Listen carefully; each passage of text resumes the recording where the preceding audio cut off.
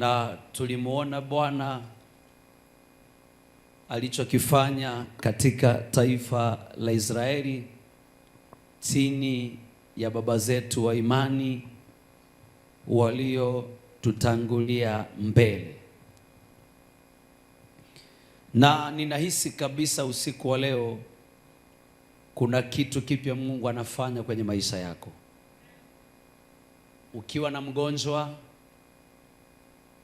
ukiwa na hitaji lolote lile, wale ambao hawana kazi na wale ambao ni wanabiashara, wale ambao wanahitaji wenzi, nahitaji mwenzi, yani ndoa, wanaohitaji watoto, wanaohitaji kuongezwa mishahara, na pia wanaohitaji kuongezwa neema zaidi ya kutumika. Mkono wa Mungu ukupatie katika jina la Yesu. Nataka kusema ya kwamba tunaweza kusalimia watu kwa mikono yao na wakasababisha usifaulu. Unaweza kusalimia mtu na akasababisha usifikie hatima yako.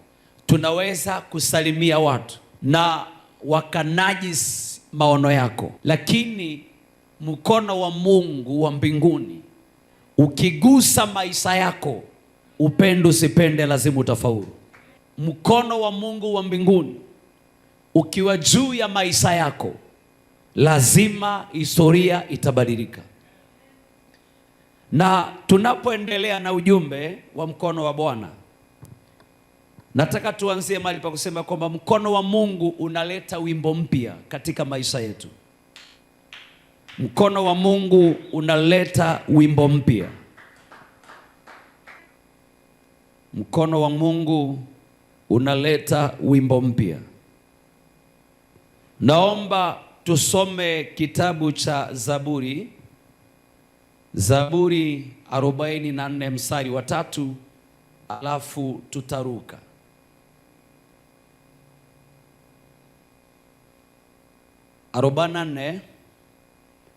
Arobaini na nne mstari wa 3 inasema, maana si kwa upanga wao walivyomiliki nchi, wala si kwa mkono wao uliowaokoa, bali mkono wako wa kuume, na mkono wako na nuru ya uso wako, na nuru ya uso wako, kwa kuwa uliwarithia.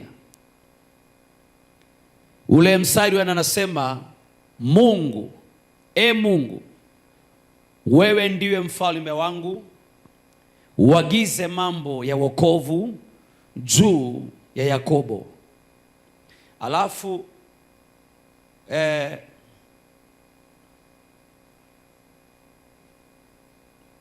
mstari wa 6 anasema hivi, maana sitautumainia upinde wangu, wala upanga wangu hautaniokoa. Sitautumainia upinde wangu, wala upanga wangu hautaniokoa.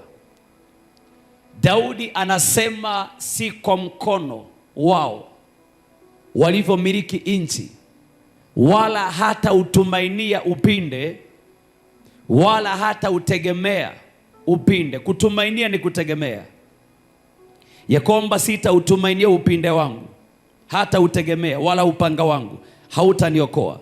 Twende Kutoka 15 mstari wa 17. Kutoka 15 mstari wa 17. Kutoka 15 mstari wake wa 17.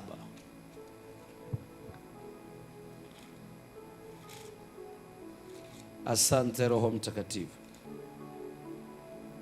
Inasema, nitasoma kwa jina la Yesu.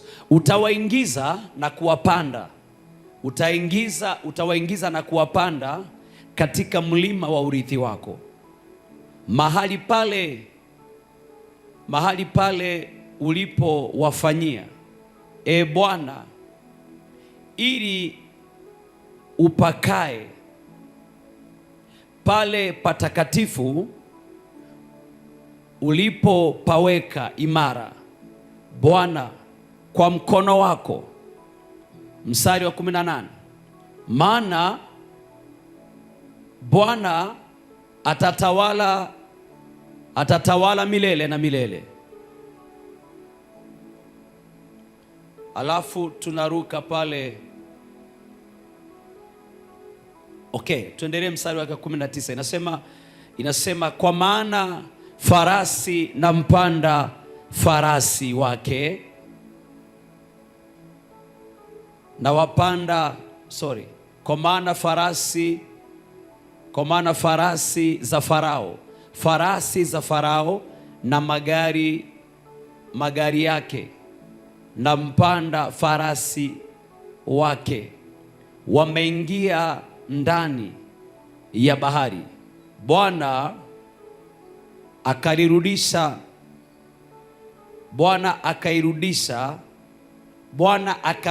maji ya bahari juu yao, bali wana wa Israeli walikwenda katika nchi kavu katikati ya bahari. Mstari wa 20, na Miriamu nabii mke na ndugu yake Haruni wakatoa matari mkononi mwake, wanawake wakatoka wote wakaenda nyuma yake wenye matari na kucheza. Mstari 21,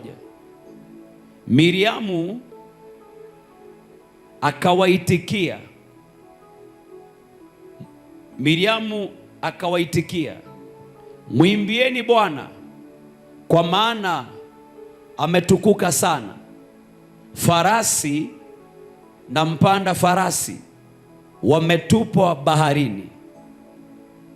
Sema amina. Maneno ambayo nimeyasoma ni maneno yamesemwa na Miriamu kwenye kitabu cha Kutoka. Kinatupatia kile ambacho Daudi anaongea kwenye mlango wa 44 Zaburi, mstari wake wa 3 mpaka pale wa 6, ya kwamba hawakushinda ama hawakumiliki nchi kwa sababu ya upanga, wala si nguvu zao zilizowapatia ushindi. Sasa Miriamu anasema ya kwamba mwimbieni Bwana. Miriam, maandiko yanamuita ya kwamba nabii mke. Miriamu alikuwa ni nabii wa kike, anaimba wimbo wa maneno ambayo Daudi anayasema kwenye Zaburi ya 44 ule mstari wake wa 3 mpaka pale wa 5 na wa 6. Akasema maana hawakutua nchi kwa upanga wao, wala hawakupata kushinda kwa mkono wao, bali mkono wako wa kulia, naam, mkono wako na nuru ya uso wako, kwa kuwa uliwarithia wewe. Ya kwamba hawakuchukua nchi kwa sababu ya nguvu ya kupigana, hawakuchukua nchi kwa sababu pengine ya uwezo wa kijeshi. Maandiko yanasema ya kwamba ni kwa mkono wa Bwana, na huo mkono ndo tunasoma kitabu cha Kutoka mlango wake ule wa 15 ule mstari wa 17 ambayo wanazungumzia kile Mungu alifanya 15 kuanzia 17, alichokifanya Mungu wa mbinguni kwenye bahari ya Shamu, ya kwamba ni wazi kabisa ya kwamba Israeli kuvuka ng'ambo ya pili hawakuvuka kwa nguvu zao, lakini ni kwa sababu ya mkono wa Mungu ambao uliwavusha. Na ndio maana Miriam anapata ujasiri, anasema hebu kwenye ile sehemu yake ya mstari wa 20 hapo, mstari wa 20 anasema, na Miriamu nabii mke ndugu yake Haruni wakatoa matari mkononi mwake, na wanawake wakatoka wote wakaenda nyuma yake. Wanawake akawa nyuma Miriamu wenye matari na kucheza. Miriam akawaitikia, mwimbieni Bwana, kwa maana ametukuka sana. Farasi na mpanda farasi amewatupa baharini. Miriam anawaambia waimbe. Nini kinafanya Miriam aseme waimbe? Ni kwa sababu ya mkono wa Mungu. Yaani mkono wa Mungu umetupa farasi na mpanda farasi ndani ya maji. Farasi na mpanda farasi wametupwa ndani ya maji. Miriam akasema waimbe. Nabii mwanamke, yaani mkono wa Mungu umeleta wimbo. Wakitoka Misri hawakuwa na wimbo, lakini wakati bahari ya Shamu imegawanyika, Israeli wanapata wimbo. Sema amina. Nataka kusema ya kwamba ndani ya kuanza mwezi wa Januari vile ulianza, ndani ya kuanza mwaka wa 2026, yawezekana umeuanza kinyonge sana. Yawezekana umeuanza kiudhaifu sana. Yawezekana umeanza mwaka bila matumaini. Yawezekana umeanza mwaka hata haujui vile utaenda. Lakini nataka kuambia kwamba katikati ya safari ya 2026 Mungu analeta wimbo kwako. Mungu analeta wimbo. Wakitoka Misri hawakuwa na wimbo, kumbuka hilo. Na wakati wanaondoka Misri, nyuma yao Farao alikuwa anawafuata. Maana Mungu alimwambia Musa hivi, nitafanya moyo wa Farao kuwa mgumu, na Farao atawafuata. Farao atawafuata, na sababu ya kuwafuata ni kwamba mimi nijipatie utukufu kwa majeshi ya Farao. Sema amina. Walipofika kwenye bahari ya Shamu, hapo ndipo vitu vilibadilikia. Walipofika kwenye bahari ya Shamu, bahari inasimamia kizuizi, inasimamia kikwazo. Mbele wanaona bahari, nyuma wanaona Wamisri wanakuja. Bible inasema watu wakalia, kitabu cha Kutoka mlango wa 14, wakamwambia Musa, mbona umetuleta jangwani tufirie hapa? Sungetuacha tuwatumikie wa Misri. Heri tungewatumikia wa Misri tukila vitunguu saumu, badala kuja kufiria hapa. Mbona umetuleta kuja kufiria hapa? Maandiko yanasema kwamba Musa akalia mbele za Bwana. Musa alipolia mbele za Bwana, Bwana akamuuliza Musa, una nini mkononi? Hebu sikiza kitabu cha Kutoka, nikuje hapo. Sikiza Kutoka ndio uelewe kile ambacho ninaongea. Kutoka mlango wa 14 kuanzia mstari wake ule wa 10. Mtasoma katika jina la Bwana. Hata Farao alipowakaribia wana wa Israeli, wakainua macho yao, na tazama Wamisri wanakuja nyuma yao. Wakaogopa sana wana wa Israeli, wakamlilia Bwana. Wakamwambia Musa, je, kwa sababu hapakuwa na makaburi katika Misri? Katika Misri umetutoa huko ili tufirie jangwani? Hilo ni swali wanauliza. Mbona umetutenda haya ukatutoa katika nchi ya Misri? Mstari wa 12, nitasoma kwa jina la Bwana. Neno la Bwana, neno hili silo tulilokuambia huko Misri, tukisema tuache tuwatumikie wa Misri, maana ni afadhali kuwatumikia Misri kuliko kufa jangwani. Mstari wa 13, Musa akawaambia watu, msiogope, simameni tu mtauona wokovu. Simameni tu mkauone wokovu wa Bwana, atakawafanyie leo, kwa maana hawa Misri mnaowaona hamutawaona tena milele. Mstari wa 14.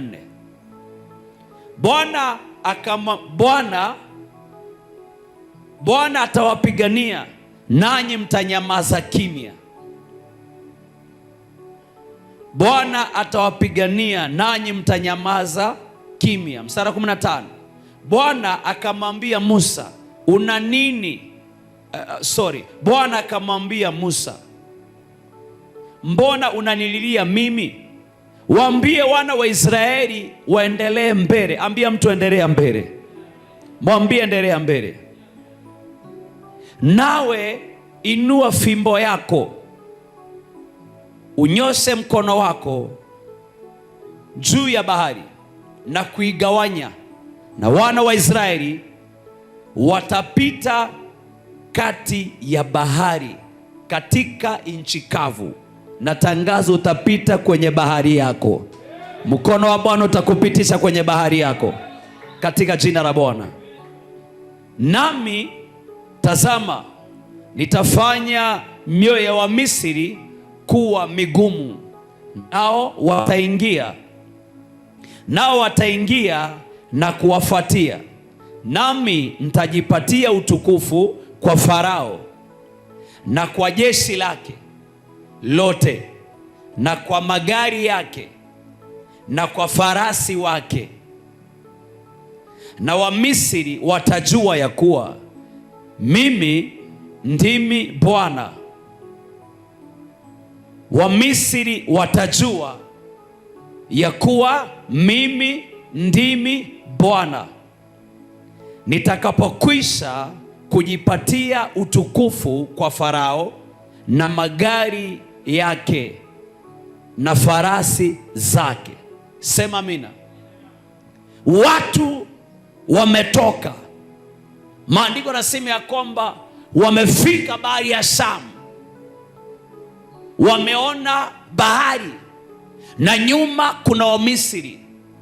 Watu wakaogopa, wakamwambia Musa, la, hatukukwambia tuache Misri tuwatumikie wa Misri.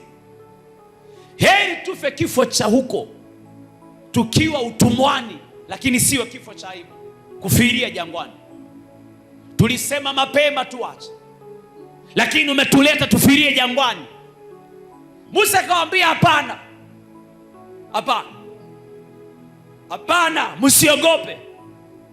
Ambia mtu usiogope. Akamwambia msiogope, Bwana atawapigania, Mungu atawapigania. Sema amina. Tofauti ni kwamba wana wa Israeli walijua matendo ya Mungu, lakini Musa alijua mkono wa Mungu na njia za Mungu. Hiyo ndio tofauti. Ndio maana wangefika kwenye tatizo, wanaona matatizo, lakini Musa anaona mkono wa Mungu. Wangefika kwenye matatizo, wanaona kuisha, lakini Musa anaona kuvuka ng'ambo ya pili. Maana kuna tofauti ya Mkristo ambaye anajua matendo ya Mungu, lakini hajui Mungu mwenye matendo. Na watu wanaoshinda ni wale wanaojua Mungu mwenye matendo. Narudia tena. Kuna tofauti ya Mkristo anajua matendo ya Mungu, lakini hajui Mungu mwenye matendo. Israeli walijua miujiza, lakini hawakujua Mungu mwenye miujiza. Na ndio maana before muujiza kutokea wange complain, kwa sababu wanaona ni kama huyo Mungu leo hayuko hata kuja. Lakini Musa, maandiko yanasema ya kwamba Musa alimwambia Bwana, nifundishe njia zako. Lakini Waisraeli anasema ya kwamba tuonyeshe matendo ya Mungu. Sikia vitu viwili. Musa anasema nifundishe njia zako, Israeli wanasema tuonyeshe matendo ya Mungu. Imefika kipindi Musa anaende mlimani kuongea na Mungu, wanamwambia iwezekani wa Mungu anaongea na wewe peke yako, lazima ongee na sisi, tunataka twende sote. Musa akamwambia no problem, jiandae twendeni, hiyo ni kazi kidogo, jiandae twende. Watu Watu wakajiandaa. Walipofika kwenye Mungu, hata kabla Mungu hajakuja, Mungu anajiandaa tu. Watu wakasema mwambie asikuje. Maana kulikuwa na vibration, earthquake ambayo haijawahi onekana. Kulikuwa na earthquake ya kupita kawaida. Kama kuna kabati vyombo vinagongana peke yake. Umeweka gari kwa parking ni kama iko kwa rough road. Kaka. Wakamwambia hapana, huyo Mungu asije. Tafadhali nenda kaongee naye mwenyewe. Wamefika bahari ya Shamu, wanaona kifo, Mungu anaona Kanani mbele yao. Wanaona kifo, Mungu anaona Kanani mbele yao. Wakati unaona matatizo, Mungu anaona baraka mbele yako. Sema amina. Watu wanaona bahari, Mungu anaona kifo cha Wamisri. Angalia vitu viwili tofauti. Musa akaambia simama. Simama. Simameni tu mkauone wokovu wa Bwana. Simama mkauone wokovu. Simama. Hebu sikia. Maneno ni mazito. Hebu sikia. Bwana atakupa wimbo leo. Natangaza Bwana atakupa wimbo leo. Hebu sikiza mstari wa 12 vile anamwambia Musa. Wanasema hivi: neno hili silo tulilokuambia huko Misri, tukisema tuache tuwatumikiwa Misri, maana ni afadhali kuwatumikiwa Misri kuliko kufa jangwani. Sikia majibu ya Musa. Watu wanaojua mkono wa Mungu, ya kwamba kwenye matatizo ndimo kuna kicheko. Sikiza kile Musa anawaambia. Sikiza kile Musa anawaambia.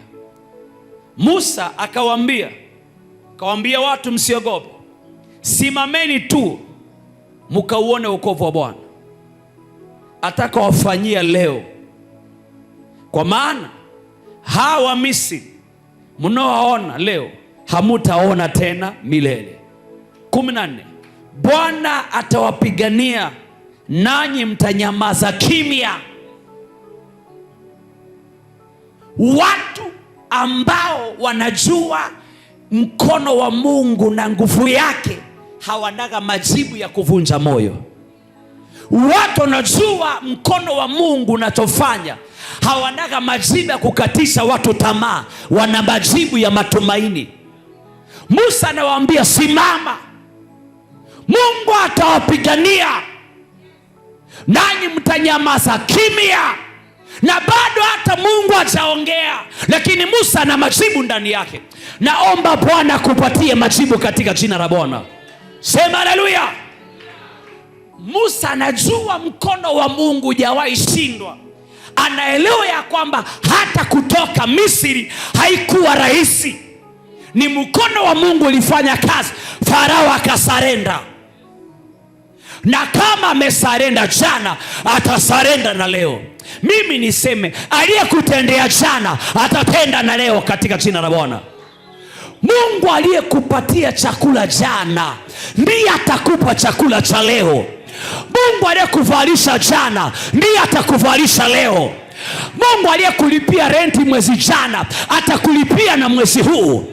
Mungu alikusomeshea mtoto mwaka jana atakusomeshea na mwaka huu. Sema haleluya. Sema amina. Hebu gusa mtu, mpatie mtu aifahamu, mwambie huyu ni mimi. Mwambie wewe ni mimi.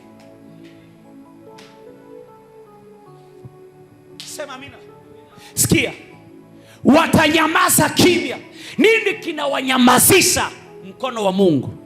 Yaani mtu wa Mungu, kuna vitu wakati mwingine mkono wa Mungu ukifanya, hata wenye maswali wanakosa maswali. Kuna vitu Mungu akifanya kwenye maisha yako, hata hauhitaji kujieleza, matendo ya Mungu yanajieleza yenyewe. Kuna vitu Mungu akifanya kwenye maisha yako, wale waliokuacha watakutafuta, wapende wasipende. Sema amina. Musa akaambia Bwana atawapigania, nani mtanyamaza kimya. Naomba mkono wa Bwana ukupiganie katika jina la Bwana. Natangaza kupiganiwa na mkono wa Mungu. Natangaza kupiganiwa na mkono wa Mungu. Natangaza kupiganiwa na mkono wa Mungu. Sema amina. Bwana akamwambia, hebu sikiza mstari wa 15, sikia ndio ujue kwa nini mkono wa Bwana unaleta wimbo. Bwana akamwambia Musa, mbona unanililia mimi? Waambie wana wa Israeli waendelee mbele. Nami nataka kusema endelea mbele. Tumana application zingine. Endelea mbele, endelea mbele. Bado hujafika. Natangaza mbele yako kuna heshima. Mbele kuna matumaini. Mbele kuna majibu yako. Mbele kuna baraka yako. Mbele kuna uponyaji wako. Mbele kuna ushuhuda wako. Mbele kuna baraka yako. Sema haleluya. Bwana akamwambia Musa, waambie wana wa Israeli waendelee mbele. Ambia mtu endelea mbele. Asante Roho Mtakatifu. Sema endelea mbele. Mwambie tena endelea mbele. Kama wataka kumuona Mungu kung'uta mavumbi, simama kwa miguu yako miwili, songa mbele. Wacha kuangalia leo yako. Kesho yako ni ya heshima.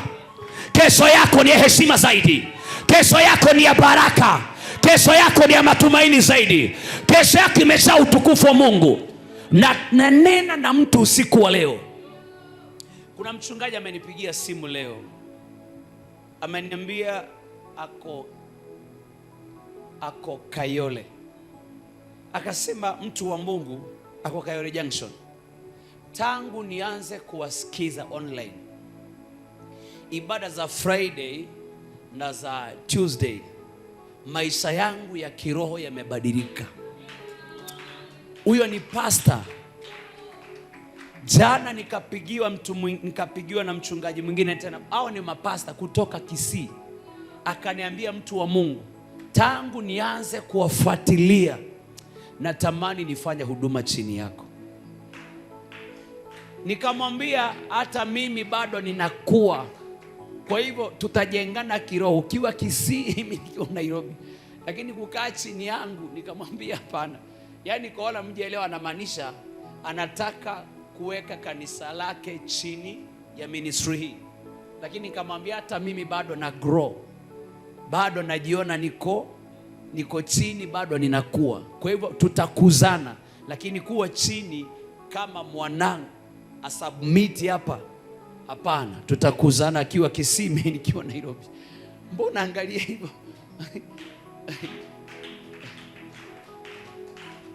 Sema amina. Nataka kusema ya kwamba kuna kipindi unafika kwa mambo fulani unajiona umebaki peke yako. Hapo ndipo kuna mkono wa Mungu. Maana watu hawa walipofika kwenye bahari ya Shamu walijua wameisha. Lakini kumbuka kile Daudi amesema, si kwa mkono wao wala kwa upanga wao, lakini kwa mkono wako. Kuna kipindi unafika mtu wa Mungu, hata ukiingia kwa maombi ni machozi tu yanatoka, unashindwa maneno ya kuongea. Hapo ndipo kuna mkono wa Mungu hapo. Machozi unaolia yasikufanye uache huduma, ya kusukume kwenye huduma zaidi. Narudia tena. Machozi unaolia yasikutoe kwenye wito, ya kusukume kwenye wito zaidi. Maana siku zote Mungu hainui watu goigoi, anainua watu wapambanaji. Bwana akamwambia Musa, mbona unanililia? Waambie waendelee mbele. Kama hawangeendelea mbele, Mungu mwenye nguvu mkono wake haungeonekana. Na ili mkono wa Mungu ufanye kazi kwenye maisha yako, usikubali kukata tamaa. Usikubali kushindwa. Usikubali kuchoka. Usikubali kukata tamaa. Endelea mbele. Katika jina la Bwana natangaza, Bwana akupe neema kuendelea mbele. Mbele kuna mambo ambayo hujayaona jana. Mbele kuna watu ambao Mungu amewaandaa na kitu unatafuta. Mbele kuna watu Mungu amewaandaa, wana tabasamu yako, wana kicheko chako, wana majibu ya maombi yako. Mbili, kuna watu Mungu amewaandaa, hutaona ukiwa hapa, lazima ukubali kusonga mbele. Na unapokubali kusonga mbele, unampatia Mungu wa mbinguni kufanya kazi kwa mkono wake. Sema amina. Natangaza utafika ng'ambo ya pili. Ninasema utafika ng'ambo ya pili. Hawatakatisha safari yako, hawatakatisha mwendo wako, hawatakatisha safari yako. Lazima utafikia maono, lazima utafikia ndoto yako. Sema haleluya.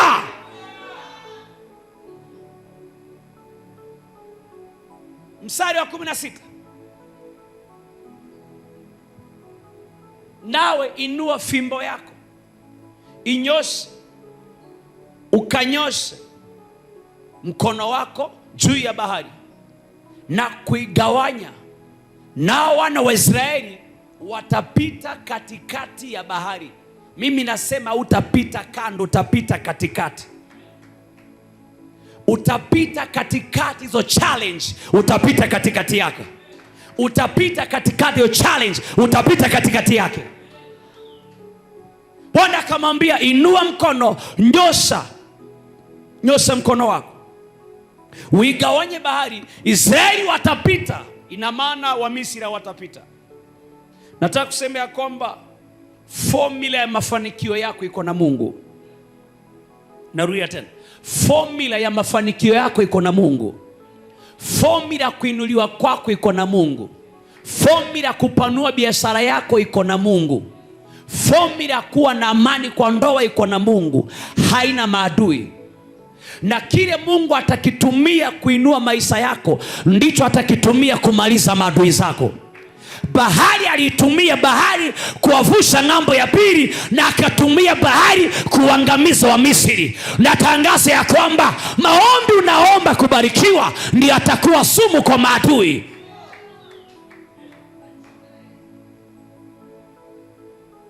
Ninaiamuru bahari yako igawanyike leo. Bwana aweke wimbo ndani yako. Kwa nikisema ya kwamba mkono wa Mungu unaleta wimbo mpya kwenye maisha yetu, sasa nataka uelewe kwa nini nimesema hivyo. Mkono wa Mungu unaleta wimbo kwenye maisha yetu. Unaleta wimbo. Akaambia nyosha na igawanye bahari, Israeli watapita ng'ambo ya pili. Na Musa akanyosha. Mstari wa 17 inasema hivi: nami tazama, nitafanya mioyo ya Wamisri kuwa migumu, nao wataingia kuwafuatia. Kwa hivyo wakati mwingine usione ni shida unapoona maadui wanakufuata. Wengine ni Mungu amesababisha aweke kicheko kwa kinywa chako, aweke wimbo mpya kwa kinywa chako. Akasema nami nitafanya mioyo ya Wamisri iwe migumu. Si Farao peke yake, Wamisri wote. Wakati mwingine Mungu anaweza fanya watu wakuandame sana, wakuchafulie jina sana. The more wanalichafua, the more Mungu analitengeneza na kuwafuatia. Akasema nami nitajipatia utukufu kwa Farao na majeshi yake na jeshi lake lote na wapanda magari yake. Kwa magari yake na kwa wapanda farasi wake. Mungu atajipatia utukufu kwa wapanda magari na wapanda farasi. Ameruhusu Mungu. Wakati mwingine unaweza shangaa vile unabidia kumtumikia Mungu, vile unabidia kufunga na kuomba, unabidia kujitolea. The more unajituma sana, ndimo kunatoka challenge nyingi, ndimo kunatoka upinzani sana. Nataka kusema ya kwamba ni kipimo cha baraka yako. Nataka kusema ya kwamba ni kipimo cha mafanikio yako. Nataka kusema ya kwamba ni kipimo cha kuinuliwa kwako. Nataka kusema ya kwamba ni kipimo cha heshima iliyo mbele yako katika jina la Bwana.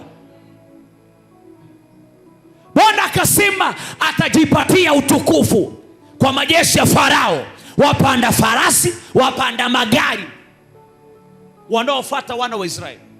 mstari wa 18.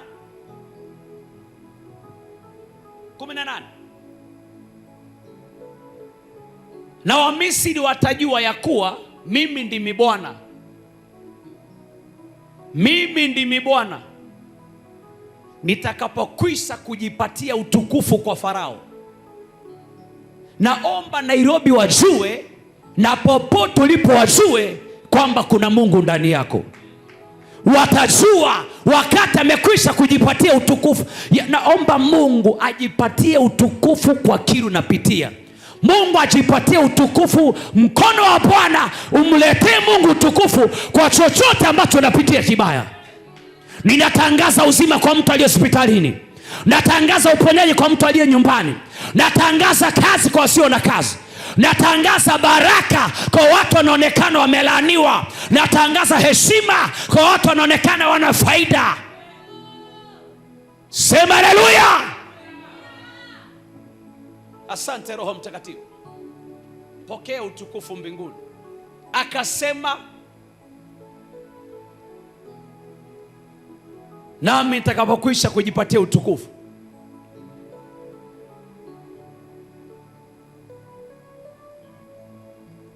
Ya kwamba na Wamisri watajua ya kuwa mimi ndimi Bwana nitakapokwisha kujipatia utukufu kwa Farao na magari yake na farasi wake. Naomba Bwana, mkono wa Mungu ulete hasara juu ya wale wanakutakia mabaya. Mungu alete hasara juu ya kila uchawi na uganga. Natangaza hasara. Natangaza hasara. Hasara juu ya wambea, hasara juu ya wasabasi, hasara juu ya wenye wivu, hasara kwa wanaokufuata kwa mabaya. Natangaza hasara. Wanaokufuata na mabaya, ninatangaza hasara. Tunatangaza hasara. Sema haleluya. Asante Roho Mtakatifu. Sikia. Hebu mstari wa 19 tuende mlango wa 15.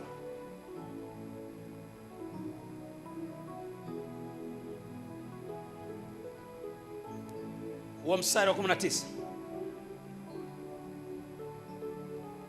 Mstari wa 19 unasema, kisha malaika wa Bwana, malaika wa Mungu, kisha malaika wa Mungu aliyetangulia mbele ya jeshi la Waisraeli akaondoka akaenda nyuma yao, na ile nguzo ya wingu ikaondoka hapo mbele yao ikasimama nyuma yao. Yaani kulikuwa na malaika ambaye alitumwa kuwatangulia mbele kwenye safari. Kumbe sometime kuna vita ambavyo Mungu anaweza pigana bila kutuma malaika. Yaani malaika ametumwa afanye ulinzi nyuma, lakini mbele Mungu ametaka ajipatie utukufu mwenyewe. Mbele yao kulikuwa na malaika na wingu ambalo mchana lingelikuwa taa. Mchana linakuwa taa kuwamulikia. Usiku linakuwa taa. Linakuwa taa ya kuwamulikia kwa sababu walisafiri usiku na mchana. Usiku. Lakini ikifika mchana sasa haliwi taa, inakuwa ni utukufu. Inakuwa ni wingu la utukufu. Hakuna jua kali, maana hakukuwa na mvua ilinyesha njiani. Lakini Mungu akaregesa lile wingu nyuma, akaregesa malaika nyuma, kuonyesha kwamba mbele kuko shwari, nyuma ndio kuna shida. Naomba ya kwamba Mungu wa majeshi akupe ushwari mbele yako. Natangaza ushwari. Natangaza ushwari. Natangaza ushwari. Ushwari kwa safari, ushwari kwa barabara, ushwari kwa biashara, ushwari kwenye ndoa, ushwari kwenye huduma. Sema power. Malaika akaenda nyuma na wakaweka ulinzi. na wingu likaweka ulinzi. Kwa hivyo Wamisri wakiinama hawaoni Mwisraeli, maana kuna wingu la Mungu mbele ya Wamisri na nyuma ya Waisraeli ni wingu la ulinzi. Wamisri wakiinama haoni Mwisraeli, lakini Mwisraeli akigeuka nyuma anaona Wamisri wako pale wanangoja kupita, lakini kumekuwa na giza. Wanaona blackout, kumekuwa blackout. Mungu aweke blackout kwa maadui. Natangaza blackout kwa maadui, blackout kwa maadui. Sema amina. Maandiko yanasema ya kwamba, hebu sikiza,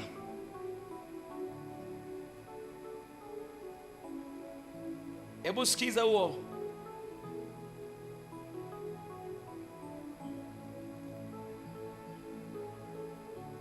Sikiza mstari wa 20.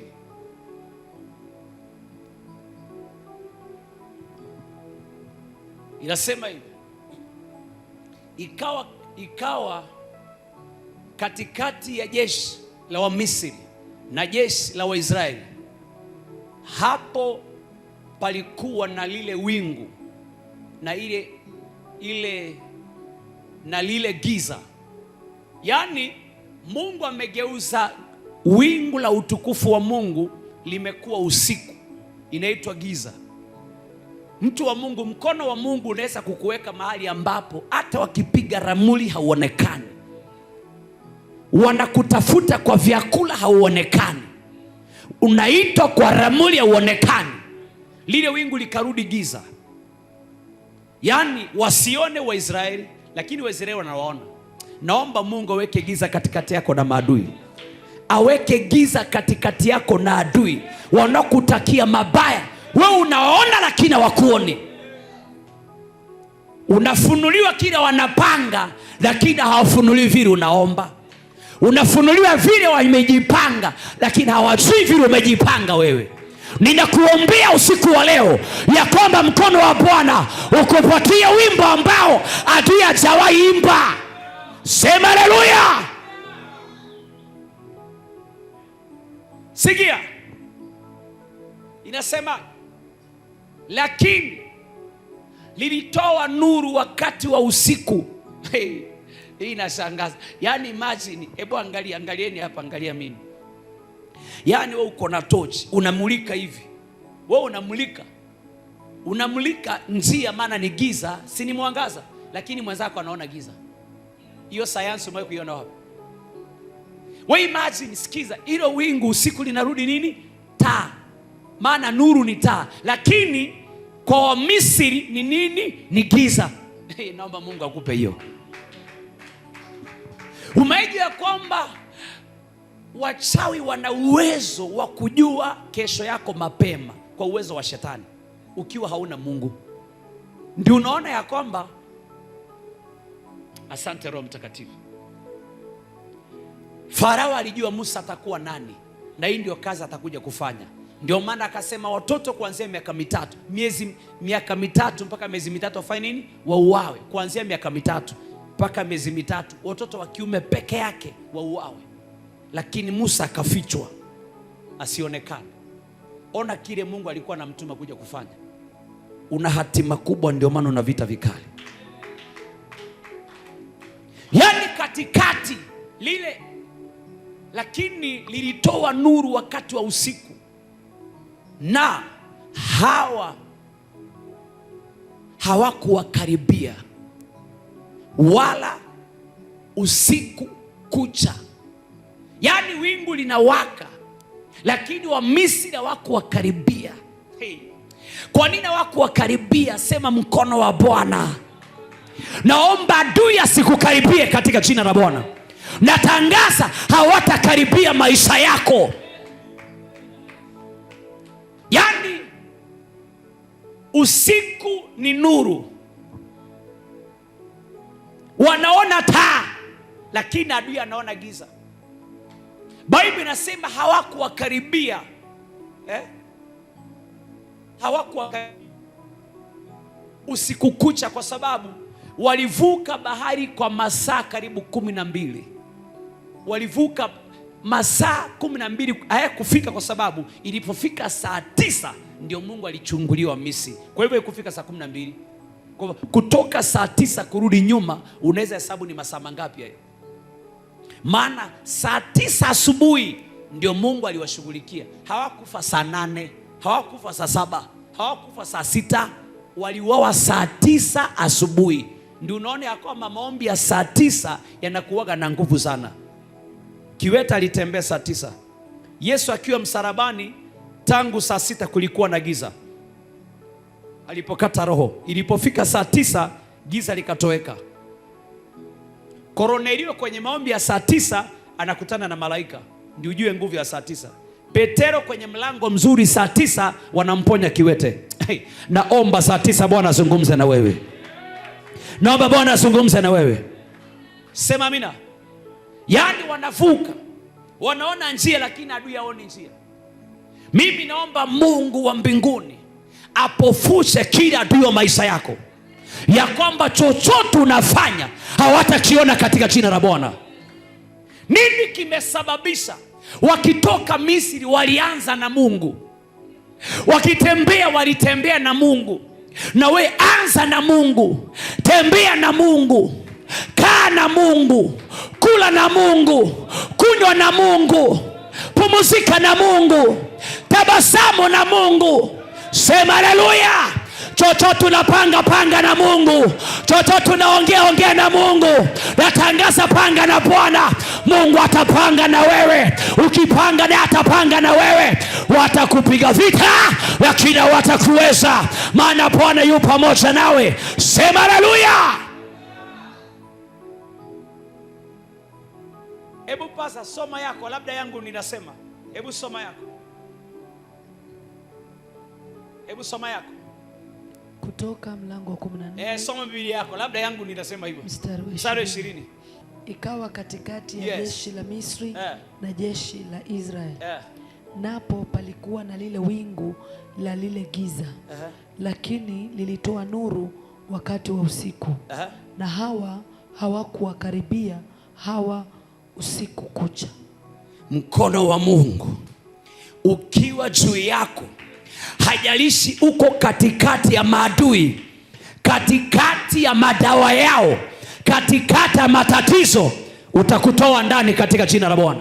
Natangaza Bwana atakutoa, Mungu atakutoa, na sehemu utatolewa. Utatolewa. Yaani hebu kumbuka ya kwamba wanafunzi walipofika katikati ya bahari, hapo ndipo kulikuwa na shida. Katikati ya bahari ndio unaona ya kwamba hata mwezi ukianza, ukifika katikati ya mwezi ndio utajiwaga renti ya mwezi huu utailipa vipi. Yaani ninaamua hii pesa ukiipata nini itafanya. Ni kile ulipanga mwezi ukianza ama nichi kimetokea katikati, na maana kubwa sana. Yesu walipofika katikati ya bahari ndipo mawimbi yaliinuka. Lakini atukuzo Mungu ya kwamba hawakuwa peke yao, walikuwa na master. Wakasema, master, tunaangamia, Bwana mkubwa. Yesu akaamka mtuliza dhoruba, akaamuru dhoruba ikatulia, bahari ikawa shwari, kavuka ng'ambo ya pili. Wamesafiri wakati mwingine wakiwa na Yesu. Amewaambia tangulieni mbele na malizia crusade, nitawafuata. Wakamuuliza, Bwana utakuja vipi? Boti imeenda. Hauna boti, hakuna magari hapa. Hakuna gari, hakuna train, hakuna ndege, utakuja. Akasema tangulieni, maana alijua bahari inamsikia. Kisicho kusikia kinamsikia Mungu. Wakiwa katikati ya bahari, mawimbi yakainuka, wakaona mtu anatembea juu ya maji. Maandiko yasema kwamba wakazania ni mzimu, wakadhani ni kivuli, wakadhani ni mizimu ya baharini. Kumbe ni master anatembea, aliyegawanya bahari ya Shamu, anaifanya kuwa barabara. Wakati wa Yesu hajagawanya bahari, ameifanya barabara. bahari inakuwa barabara, na Yesu anatembea juu ya bahari. Natangaza, tembea kwa matatizo, tembea kwa matatizo, kanyaga matatizo, kanyaga kila shida, kanyaga matatizo, kanyaga matatizo. Sema haleluya.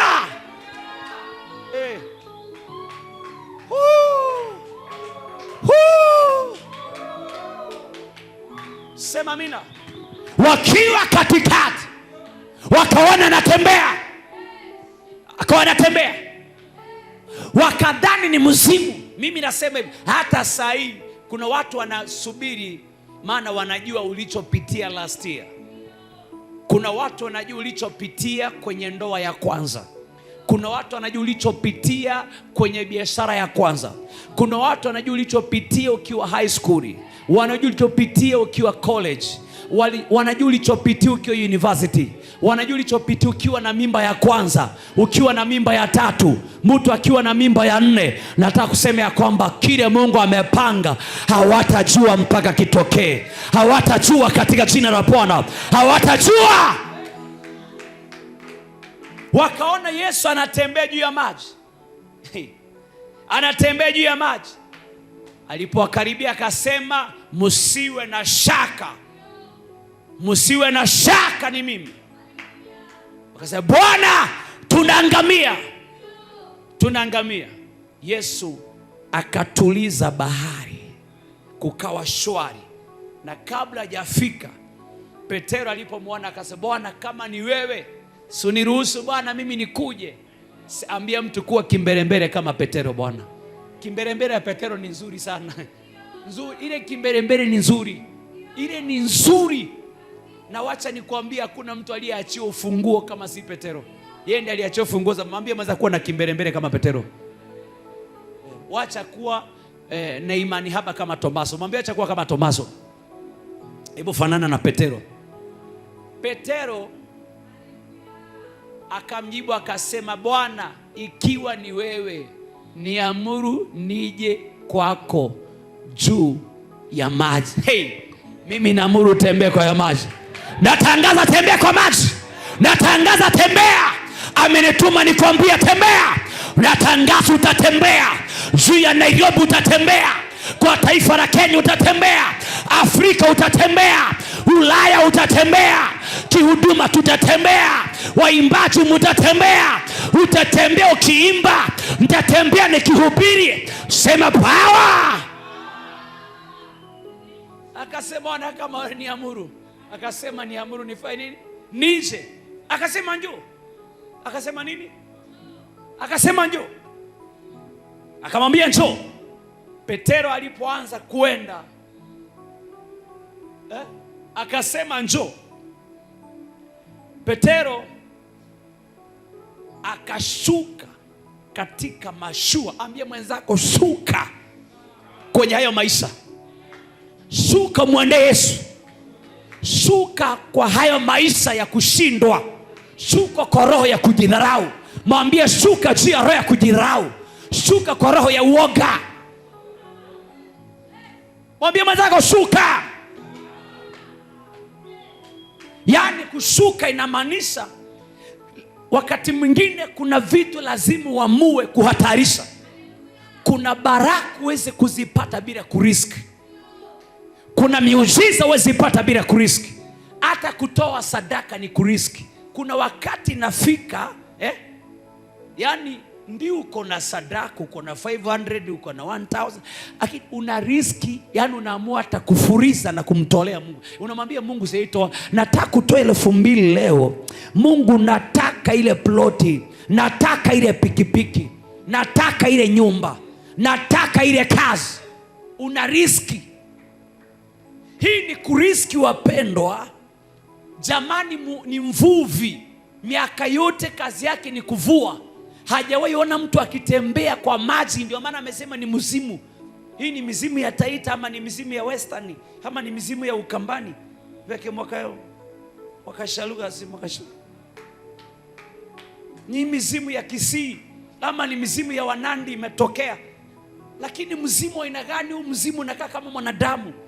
Alafu mzimu sura yake inakaa yenye huruma, yenye upole, na mizimu anakaa kwa kutisha. Sema amina. Naomba Bwana afanye kitu kwako kwa damu ya mwana kondoo. Natangaza Bwana afanye. Yesu akamwambia njoo. Anasema leo njoo. Naita baraka yako leo. Naita maisha yako. Tunaita nyota yako kutoka kwa makaburi. Tunaita ndoa za watu.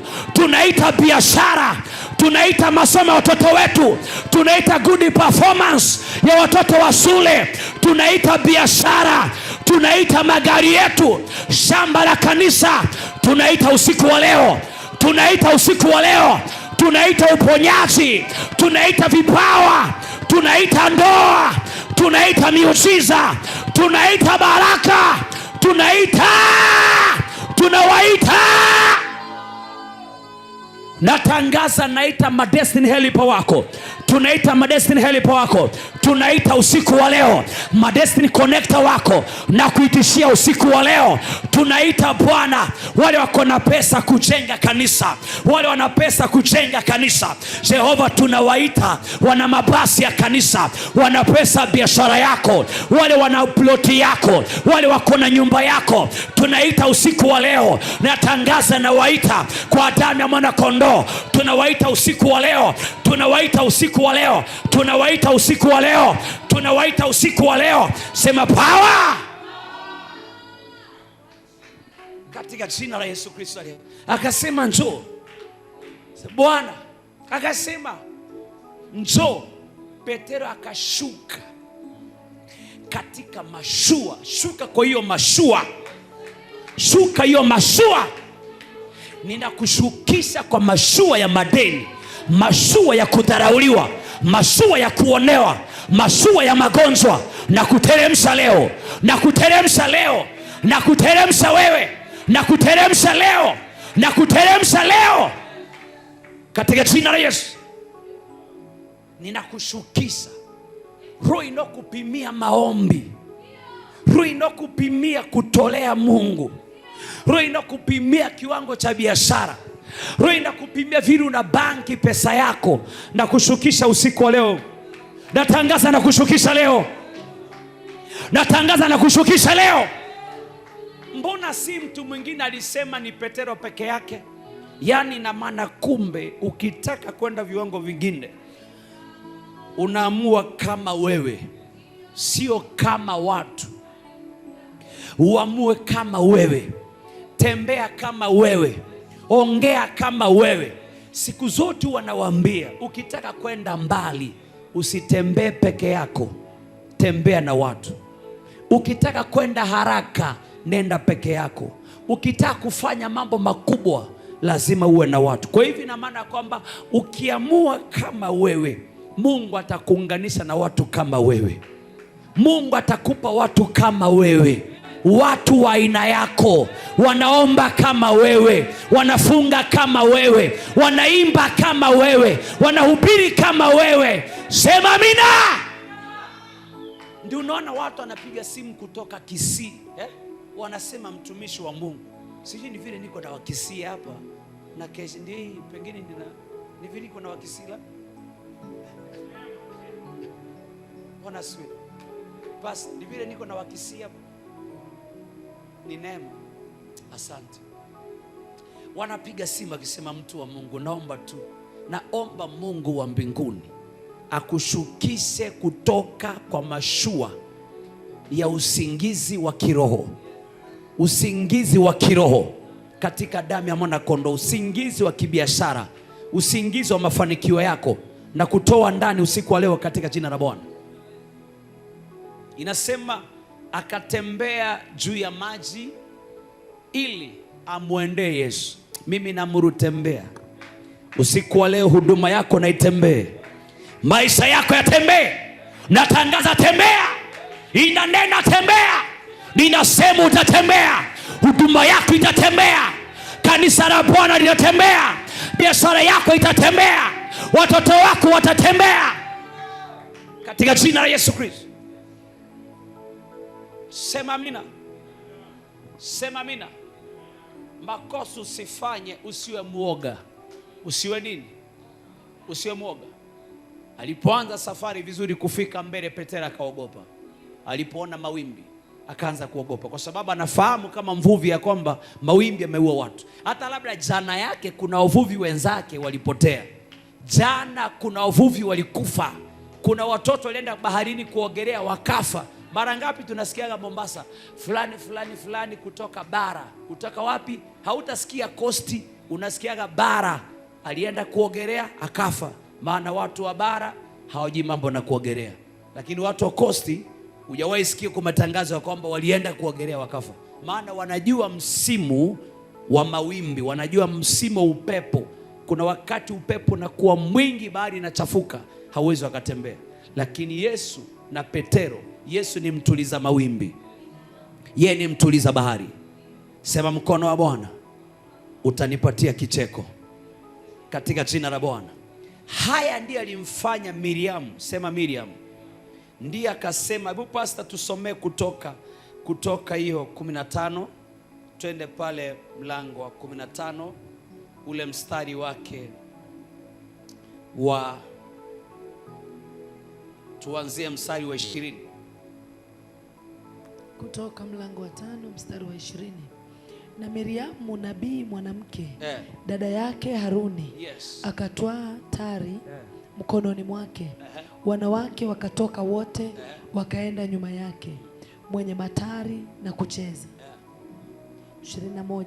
Miriamu akawaitikia, mwimbieni Bwana, kwa maana ametukuka sana, farasi na mpanda farasi amewatupa baharini. Pole pole pastor, pole pole, soma tu. 22.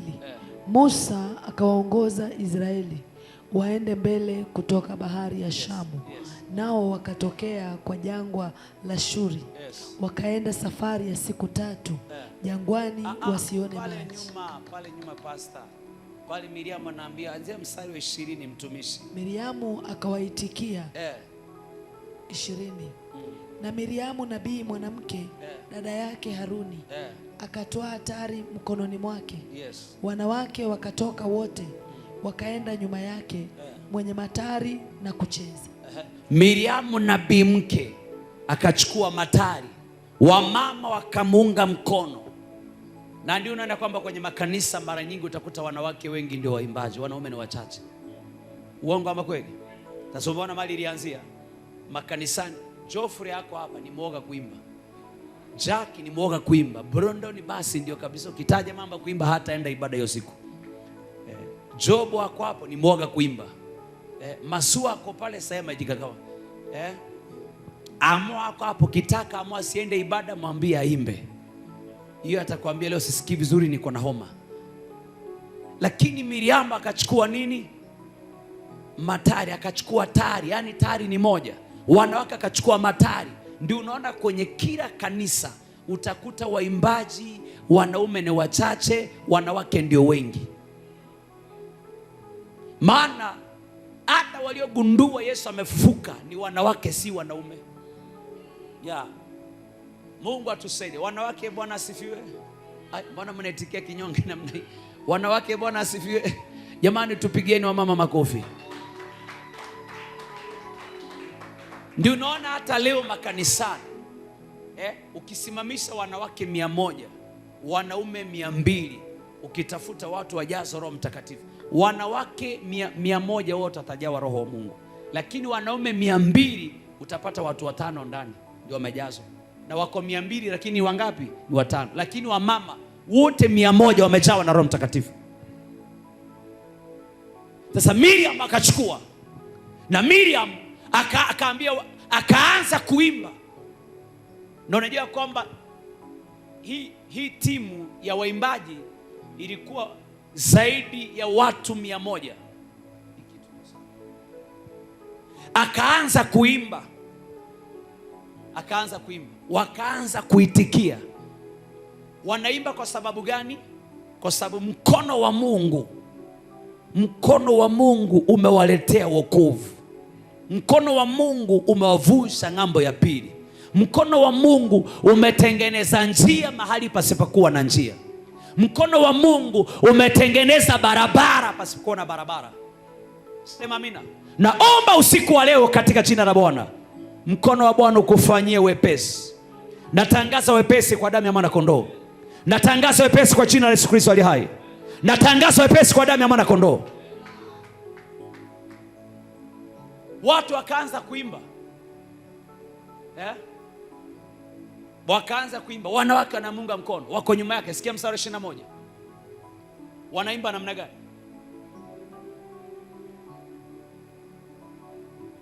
Wanaimbaje?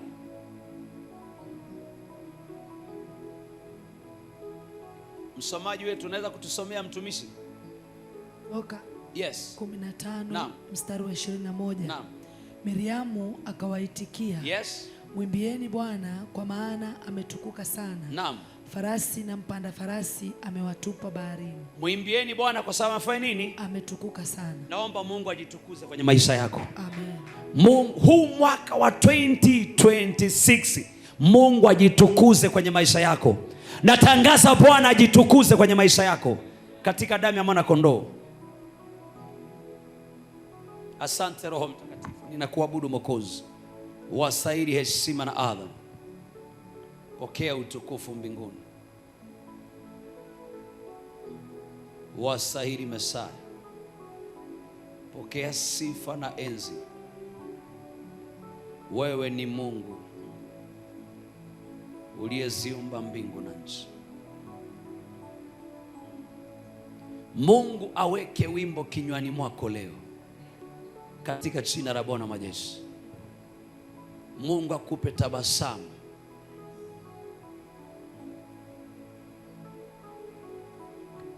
Mungu akupe tabasamu.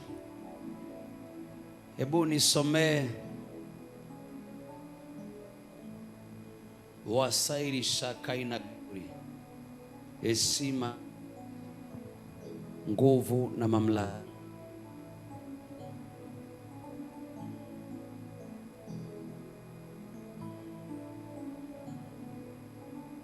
Heshima na enzi vina wewe. Pokea utukufu na nguvu. Matendo yako yatisha kama nini.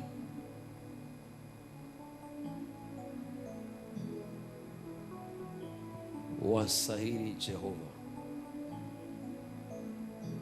Nisomee Kumbukumbu la Torati 4:37.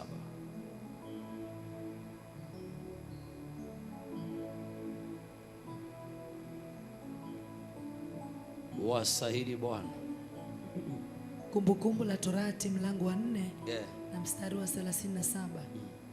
Na kwa sababu aliwapenda baba zenu, kwa sababu hiyo aliwachagua wazao wao baada yao, akakutoa katika Misri kwa kuwako pamoja nawe kwa uweza wake mwingi. Nisomee Joshua 24 mstari wake ule wa 12.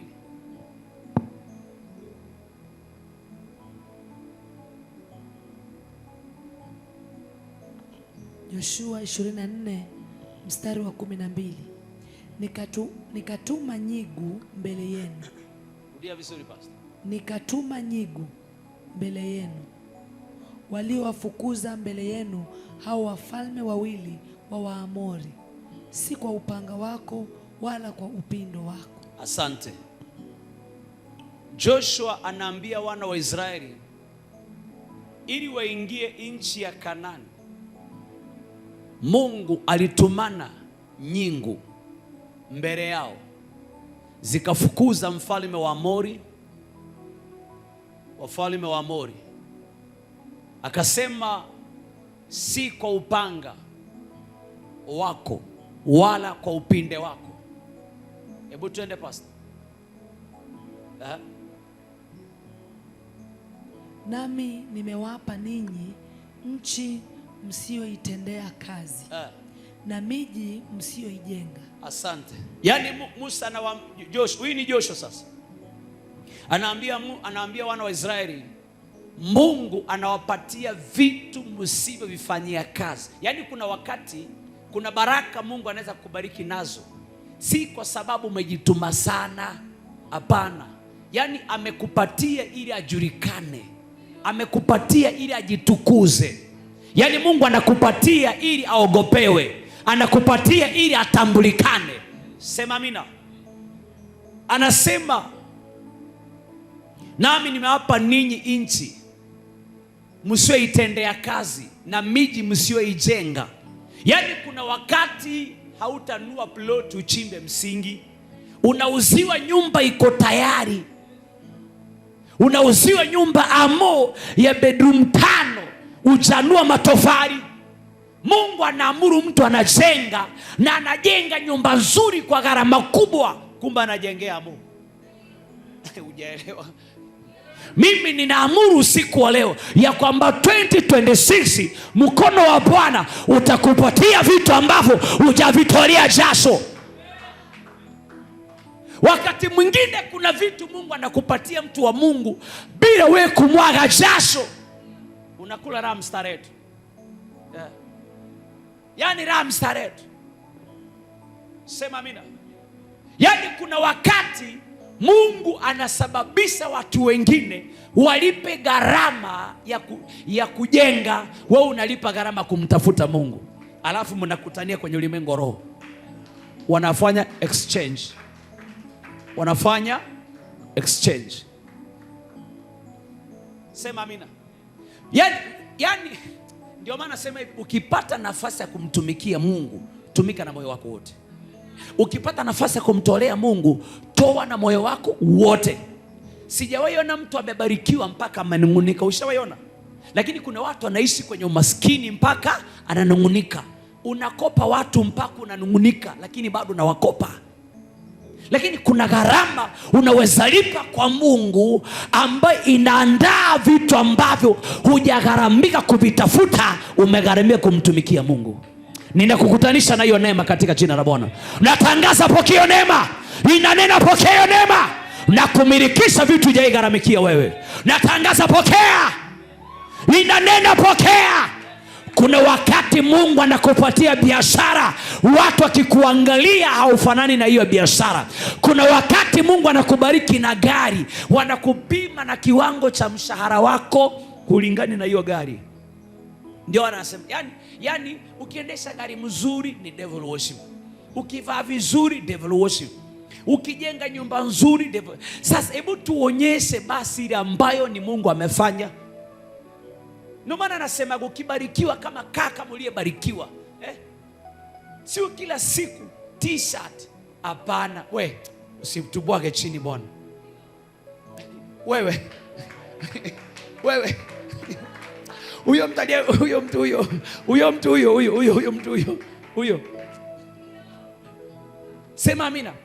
Sio kila siku tracksuit. Kwani ni Kipchoge? Hata Kipchoge kuna wakati anaenda kwa ofisini bwana, kila saa track. Mwambie mwenzako, hapana, mwambie badilisha number plate leo. Kila siku tracksuit, kila siku kayeboyebo, ka open shoes. Pana, saa ingine ingie kwa kakiatu bwana.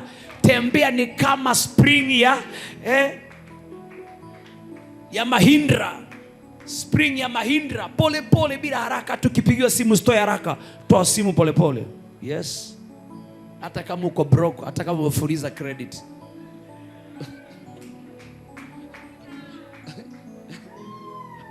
Sema amina. Sometime, ambia mtu sometime. Hebu kubali Mungu akupange. Wacha kumpanga Mungu. Sema amina. Sasa mbona unaangalia na usmile? Hebu patia mtu hivyo, mwambie pokea hiyo. Sema hiyo ni kazi ya mkono wa Mungu. Sema amina. Ndio nasema hivi. Wakati mwingine si lazima kila siku kunywa chai na githeri. Hapana, mkono wa Bwana ukiwa juu yako. Saa nyingine amua leo ni mbaya, ambia mtu mbaya. Asubuhi ni chapati na maini, breakfast hiyo. Piga sawa. Na tumatunda kidogo hapo. Lakini hata kila siku githeri, mamake Wanjiru amefungua. Mamake Wanjiru amefungua. Maana wanasemaga Nairobi wale watu wanauza githeri ni watu wangapi? Mama Kamau, Mama Mwende, Mama Otieno.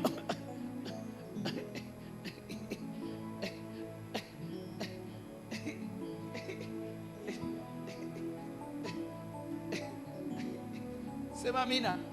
Sema mkono wa Bwana. Saa ingine amua mbaya, lakini si kila siku. Yaani ukikuona hivi anajua unataka vikombe vingapi. Hata uendi kununua, akikuona hivi anauliza unataka vikombe vingapi. Saa ingine amua kuchafua hali. Sema kuchafua hali. Unapita hivi kwa mama anauza miguu ya kuku na vichwa, hujamsalimia anakuza, leo unanipita.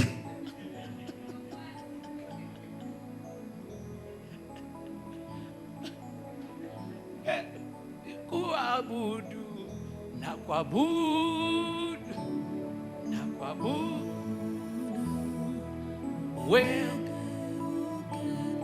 Yesu ya yote sifa hizi zingine kitini usiungurumisha please ukawe manuka usiungurumisha. Yes. Namna hiyo, yes. Ambia usiungurumishe.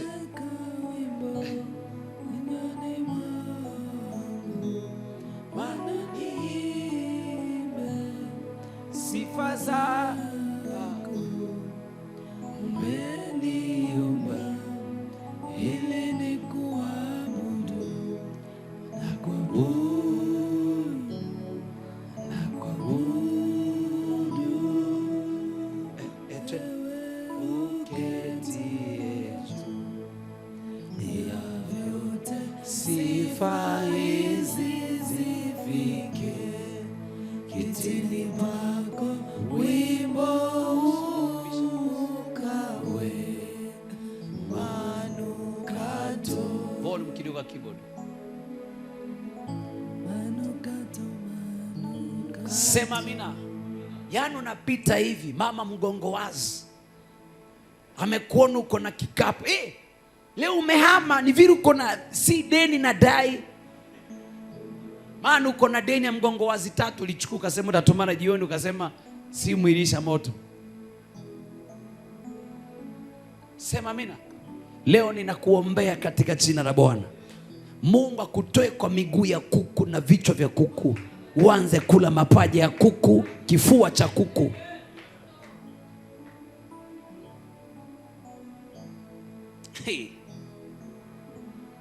Nami nitawapa ninyi nchi msioitendea kazi na miji msiojenga. Mungu atakupatia vitu hujavitendea kazi. Hujatendea kazi. Natangaza katika jina la Bwana, kuna vitu Mungu atakupatia mwaka huu, vitu hujavitendea kazi. Vitu hujavitendea kazi. Sema napokea. Sema amina. Yaani kwenye ibada za usiku wa leo, wana wa Mungu, Mungu akiwa mbinguni na malaika wake wanaona vile tunamwabudu Bwana, wanafurahia tu. Hebu Mungu anaona vile mnapiga makofi mbinguni. Mungu anaona akiwa mbinguni vile anapiga makofi. Anaona vile unapiga makofi ukiwa kanisani, ukiwa nyumbani. Wanaona vile mnaimba, wewe uketie juu. Wewe uketie juu. Wimbo huu uwe manukato mbele zako.